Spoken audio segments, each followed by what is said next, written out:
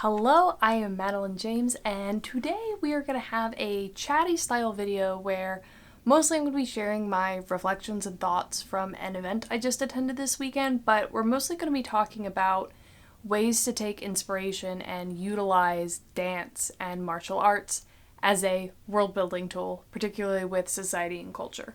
I have a bunch of notes that I will be referencing. But this weekend I attended an event that was basically for the spectrum of dance to martial arts, where we had, I think, like 9 different classes or workshops where we learned pieces of either, dances, cultural historical dances, martial arts, ones that focused more on the movements of choreography and dance work, and also dance martial arts and martial art dances and dances with swords and like all kinds of stuff like that, right? Like there was a clear theme. And I was really excited about this because, I was a competitive ballroom dancer and I do sword fighting, and in general, I was really excited about seeing these things mix, right? These topics, how they go together, how you can use dance and sword fighting and all of that.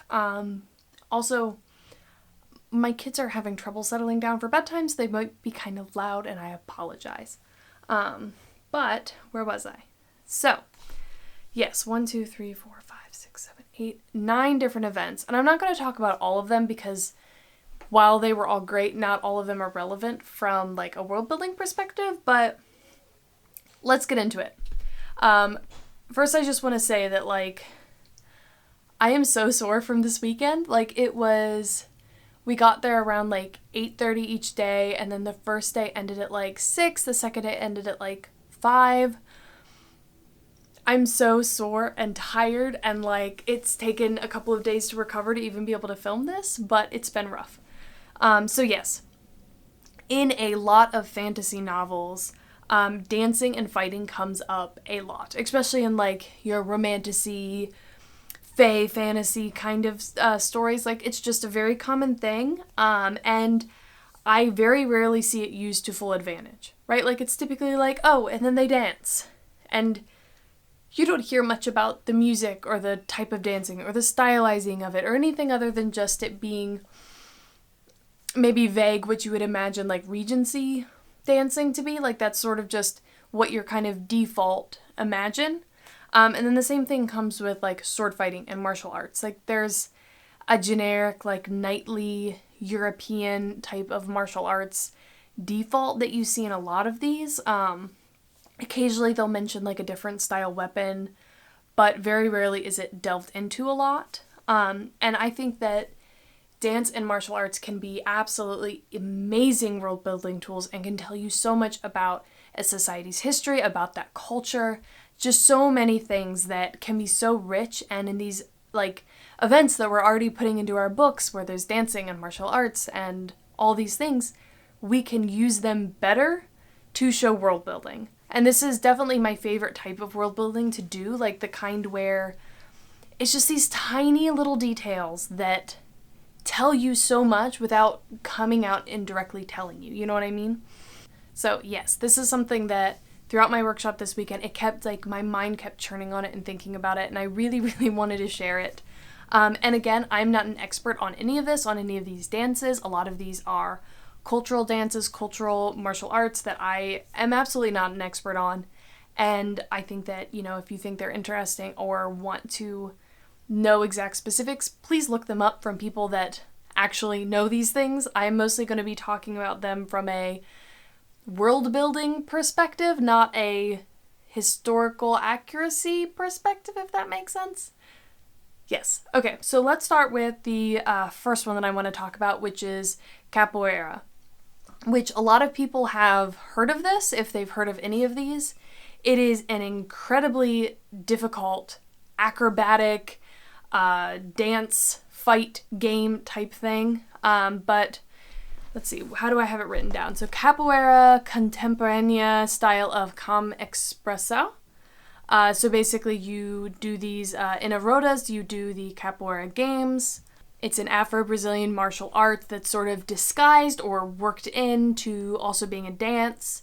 And it's based around the jinga, or the rocking step, which is sort of this like back and forth movement. It kind of reminded me of like, I don't know, like speed skating was kind of the vibe, but different. And then there are a lot of complex acrobatics moves, lots of putting your hands on the ground and kicking your feet up and doing sweeps and handstands and cartwheels, which I can apparently do a cartwheel. Who would have thought? But yeah, I can apparently do a cartwheel still, so that was great. But it's very distinctive, right? Like that is a very distinctive style. If you look at videos on it, it is absolutely amazing. Like the people that do this are so incredibly athletic and skilled. It's crazy. But it was, I believe, originally, or at least at times, sort of a style of street fighting, or originated as a style of street fighting that was then illegal and was then preserved through dance, essentially, dance in these games. And so there are a lot of theories on how much it changed from when it was just street fighting to when it was more of a dance. But yeah, it was originally banned to avoid revolts from freed slaves. Again, this was in Brazil. And so it's just really interesting to think about how, and this is a trend that I've seen, is that when you have a group, especially one that's been repressed, or, you know, this was a group of people that were literally enslaved and then had gained their freedom, or had partially gained their freedom, and they were definitely in a position where they were being controlled and oppressed, and what a culture has to do to maintain and preserve their identity and the things that matter to their culture and their heritage and all that stuff. Like, it's so interesting to think about, right? And as they wanted to make it so that these people that they were repressing couldn't fight back as well, you know, obviously outlawing martial arts and direct use of swords and weapons and all this stuff to the same level would, you know, outlawing that makes a ton of sense. And then having those things stick around through games and dances and things that don't seem as dangerous makes a lot of sense for how to preserve those styles, how to keep people practicing and fit and remembering these movements and this structure while not appearing to be a threat, right? And so today, I mean, it's obviously mostly games, like it can escalate into being full-on actual fights. Like you could actually like fend someone off with this pretty easily, like once you're pretty good at it, right? And it's just like that idea of like, what does a martial art have to do to survive when you aren't the winner, right? It's a really interesting thing to think about, and is something that can really say a lot about the significance of that martial arts to your people, but also what it's gone through historically. I think that's really interesting. So then the next thing that I have on here is Flankirovka. I may or may not be pronouncing that right, probably not. But it is essentially a saber dance from a Cossack martial arts systema, which is basically from the Cossacks, or an Eastern European cultural group. They mostly, if you think about steppe cavalry, you know, had their sabers. The sword they used was the Shashka, I think, which is like a tip-heavy, no-guard saber that was used by cavalry soldiers. And it's maybe about like the length of your arm-ish, thereabouts. And the Cossacks were a very military-focused group, right? Like that was something that was very important for their culture, and they were kind of preserved culturally in Russia because of, and other groups, because they were so useful in wartime, as they became border guards, mercenaries, all that kind of stuff, right? Like their value was to these other nations that were obviously like probably might have wiped them out otherwise, was very much in their usefulness in the militia. And so you see in their culture a lot of like leaning into that. So not only were they really great cavalry soldiers, but they also had dance that was using those cavalry swords. So Flankirovka is essentially a dance with this saber that they used. And so it was really, really cool. We got to learn a bunch of movements from this, and it's just like a lot of like, you know, moving it, switching it behind your back, there's like tosses, like it's very, very cool, very flashy, demanding attention, very much just showing like how skilled you were with this saber, which I think a lot of dances and performance arts, especially in more military societies, are like this. You see a lot of that in, different cultures that lean into this. So if you have a very militaristic society, right, an interesting thing you could do with that is add performance arts that tie into those martial skills, that show off handling their weapons and stuff like that, right? So I don't know, it's really, really cool, and it's a very interesting, it's just very interesting. They're talking about how there's like this handover thing that you can do where that part where your hand would go on the blade wasn't actually sharp. So they probably could have done this with sharp swords. I don't know if they actually did, but like, it was probably like the advanced people did. It was just very, very cool. So the next one we did was Italian court dance, which it gets really complicated with all the European court dances and where you were and exactly what time period, depending on what was going on politically and all of that. But at the time that we were talking about, which I think is 16th century, there's a lot of influences on the dance from the expectations on nobility and the importance of honor and conflicts that were going on and the general danger, but also what they wore, the influences of dress on dance, which is cool, right? So in the noble class, everyone had to dance, and all the noblemen had to dance and learn sword fighting, right? Like those were things that they all learned, every single one of them. From the age of 6, you were dancing, you were sword fighting, and your instructors were probably the same people, or could have been the same people, right? Like it was intrinsic to what it meant to be in the gentry. And so there's this very, very strict expectation there, right, of what it means to be noble. Honor was incredibly important. Any offenses to your honor had to be defended, with violence even. Where's the rest of my notes on this? I guess I didn't take notes on this, but there's a saying that essentially means that you must defend your honor, or the most important thing is your honor to, I think there's this saying, I'm going to butcher it, but it's something along the lines of having to be true to or act in accordance to your family, your country, your king, some order like that, and then to your honor.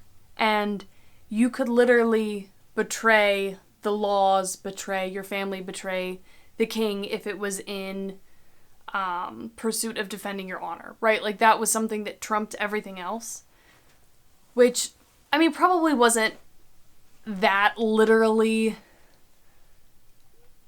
in practice. It probably wasn't that literal in practice, but you get the idea of that cultural belief there, right? And so in addition to this, you also have a lot of fighting and risk of assassination.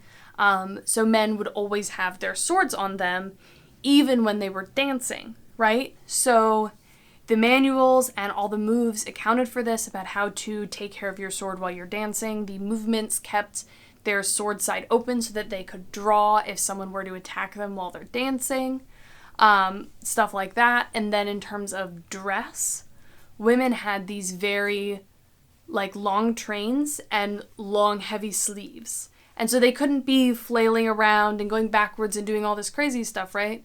So they almost always moved forward when dancing, and only occasionally would they move backwards, and they'd have these little kicking steps to keep their train behind them worked into the dance.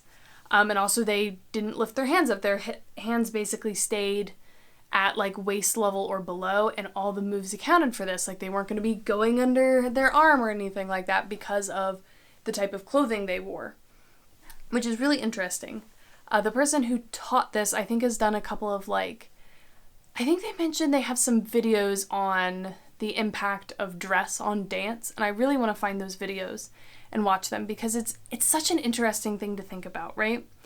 Let's see, did I have any other notes on this?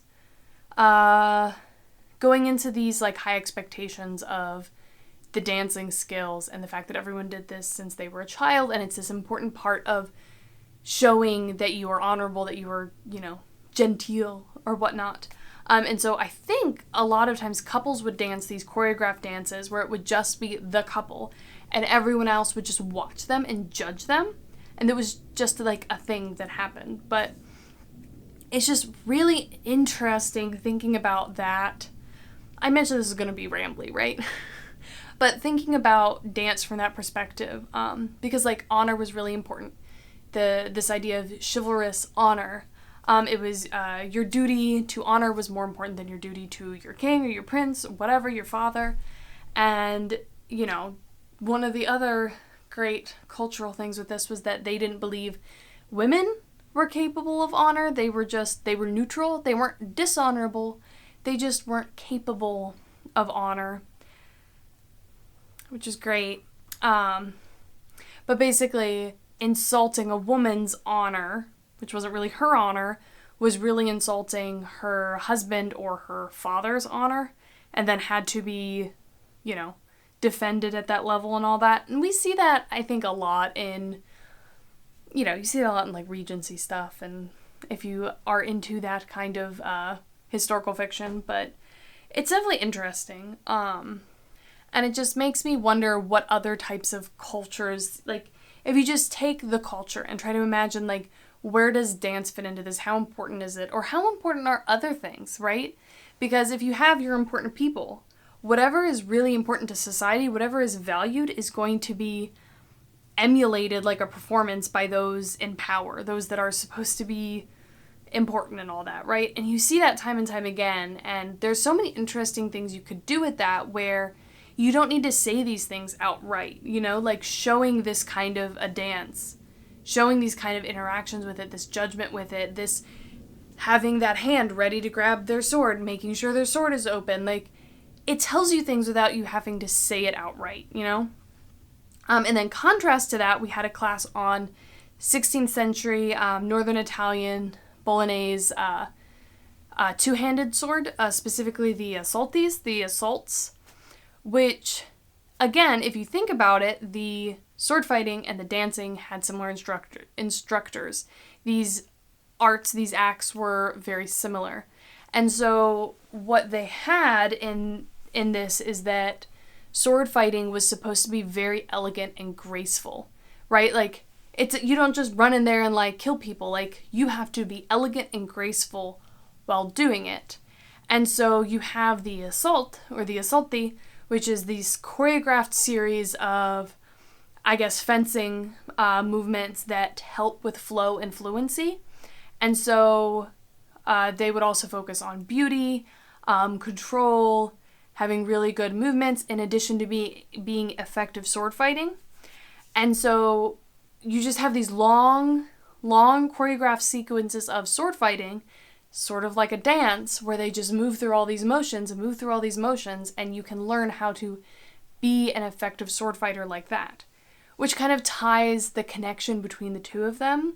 And I think that in a lot of cultures there is a connection between dancing and sword fighting, and so whatever cultural values you're bringing out in them can kind of showcase in both, which is really interesting. But yeah, we did, what do I have? Achille Marozzo's Assault of the Two-Handed Sword, the Spadone, which I do Bolognese two dual-wielded side swords, which is just the, what do they call a single one? Spada? Is that what, just like a sword? I think that's the word for sword. I could be wrong. But I really want to get a Spadone now. It is sort of like a long sword, but bigger, but not as big as a montante. So it's like, it is a great sword, but it's not like the biggest great sword. So you could spar with that safer, at least. Like, you could do it safe enough to do the Assaulti. So like, I could learn that, and I think it's really cool, and I'm into it. So I'm going to do that. But the next one, moving on, was Tahtib, again, pronunciation, which is a stick fighting system that, Egyptian stick fighting that traces its roots back at least 5,000 years. I think the stuff we were looking at was like from 3,000 years ago, I think, but like very, very ancient, like martial art. And it was really, really cool. And they were talking about how back when this was like, you know, way back when, thousands of years ago, this kind of stick fighting, the people that would be fighting this would be the armies that essentially have very little or no protection, right? They didn't have armor. They would wear like a loincloth or a kilt or something like that. And so a lot of the movements in the sword fighting, because they weren't armored, was very much focused on protecting their head, more so than other things. Because like if you got hit in a appendage, you could still fight. If you got hit in the chest, you could probably still fight a little bit. But if you got hit in the head, you were done for. So a lot of the movements were all really focused on keeping that head protected. It wasn't like in longsword where, you know, you have your sword out, right? Like you were just like, I am protecting my head.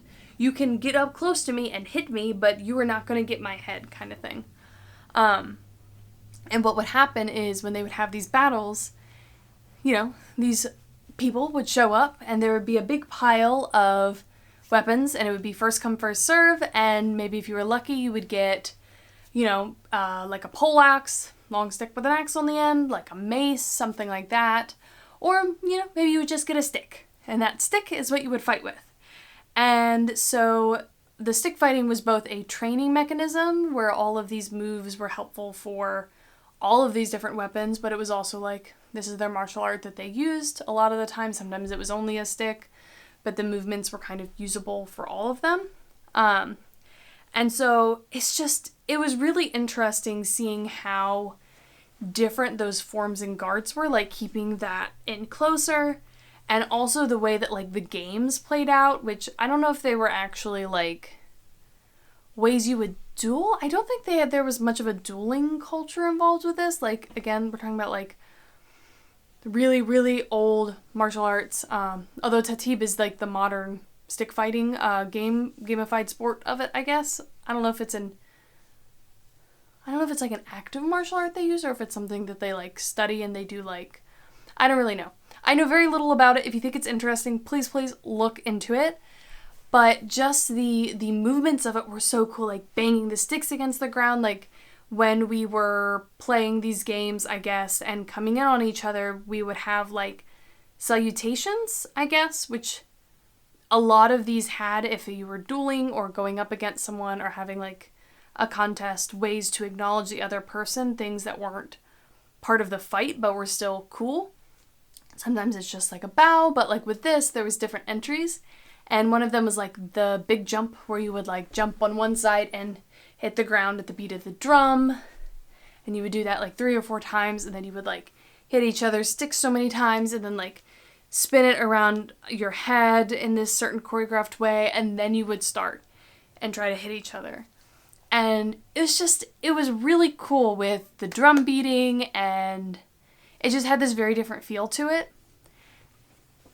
And I don't know. You see a lot of older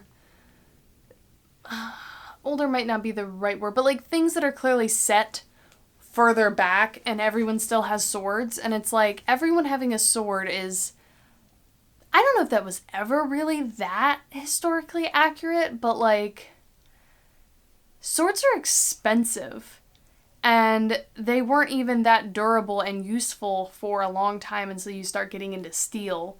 I mean, like, bronze was pretty good, but, like, you know, in most cases, I would expect only upper-class people to have swords, and most everyone else, generic soldiers, to have something else.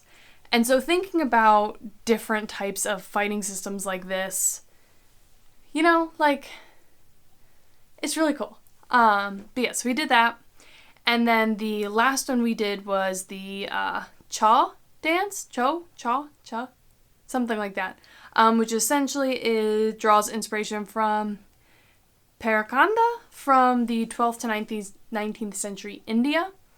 And we didn't get to do too much of this. I think we only had like an hour, but it was really, really cool. Like, I've seen some like cultural Indian dances, and it definitely had the vibe of those, right? Like, I sort of recognized the movements to it a little bit, but hearing about what it meant and what the moves were representing was so culturally interesting, right? Like, they had a lot of movements of like animals and birds and stuff like that. Like the tiger, we did like one that was like an elephant stuff like that, where these are these animals, and so you would do these movements that represented the movements of the animals in like a dance like way. And then you also had a lot of sword fighting, right? This was with a saber and a buckler, or a shield, I guess, a small shield. And so the movements were all with these weapons and stuff like that. And so sword fighting movements were in there too, but then also there was like just daily life things. Like, you know, what would daily life have been like for these tribal people? Like, spreading cow poop, right, to make the floors. And so like there was like this whole sequence of movements that was like, okay, you know, you're gonna dig up the cow poop and you're gonna spread it around and you're gonna flick it around the room and you're gonna like rub it in, and like these are all dance moves of just things that they would have done in their life, like celebrating and sharing the lives they lived. And that's like a really cool way to show culture in a dance. And doing that, like having a cultural dance, like it's really hard, how do I word this? It's really hard to explain dance in books, right? Because you can't visualize it and you really can't write the movements. Like the best you can kind of do is like getting the vibes of it so people can imagine it. But what if your dance moves represent these things, these animals, these household activities? Like if you give the vibe and then like can explain some of these things that they're emulating through dance, the sword fighting or the lifestyle or whatever else that they're emulating through the dance, that gives like a really strong way to visualize things, which I think could be really interesting, both in showing what is important enough to a people to be codified into a dance, but then also maybe what they're thinking about for choosing those things to include when they're dancing, stuff like that. I just think has a lot of potential there. But yeah, that's all the big ones that were super, super relevant. It was an amazing weekend, and I'm sure I mostly just like blabbered on and on. So I apologize if this video is a little bit crazy, but I'm tired and I'm sore, and it's probably going to take me weeks to fully recover, but that's okay because it was great. But yes, if you have learned any types of historical dances or sword fighting that have interesting cultural implications like this, please, please, please let me know down below. I'm very, very interested. And also, please look up any of the things that I've talked about. If you have questions down below, I probably won't have answers for you, but I can at least, like, I don't know, help you direct your research maybe, like Google this, I don't know. But yes, I will see you in the next one.